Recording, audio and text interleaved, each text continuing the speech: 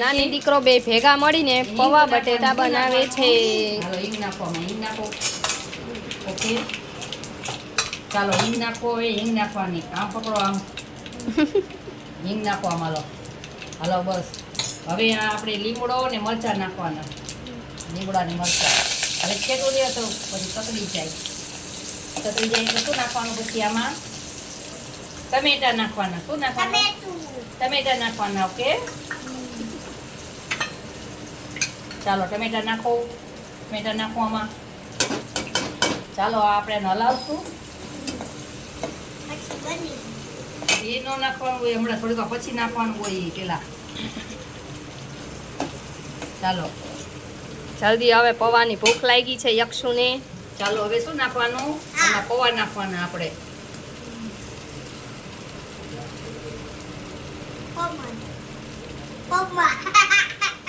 પૌવા કહેવાય દીકા. એ હમણાં ન થોડીક વાર પછી પૌવા હલાવવાના આપણે. શું કરવાના? પૌવા થોડીક વાર હલાવવાના.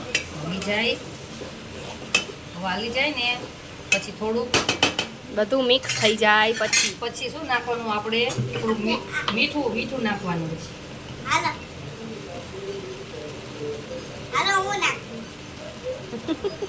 મીઠું નાખો ભાઈ આમાં. બસ હવે થોડીક વાર હલાવી દો. હો હલાવવું ને તમારે? હલાવવું નથી ભાઈ?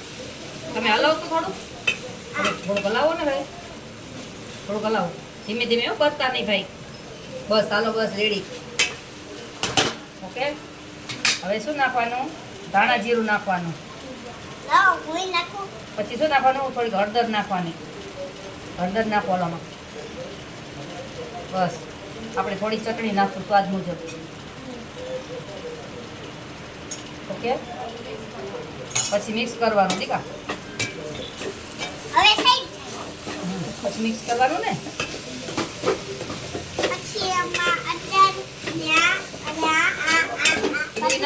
બધું નખાઈ ગયું. હવે કોથમી નાખવાની. ખાલી થોડા બાકી છે થવામાં. થોડુંક બાકી છે. એ તો નાખી દીધું, પેલા જ નાખી દીધું.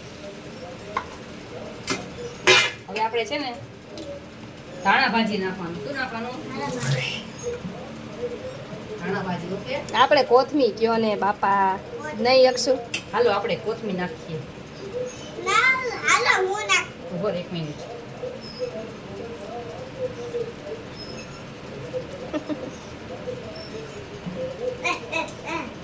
યક્ષુ શેની રાહ જોશ? એ શું છે? કોના માટે બનાવું છું પૌવા? કોના માટે? બધાય માટે? નાના માટે, મમ્મી માટે, નાની માટે, મારા માટે, ચારુ માટે, ચાચુ મામા માટે. મામુ માટે નહીં? પછી હાદી મામુ.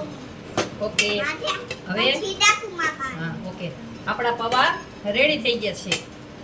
હવે સર્વ કરીએ. ઓકે હવે આપણે પૌવા ખાવા બેસશું.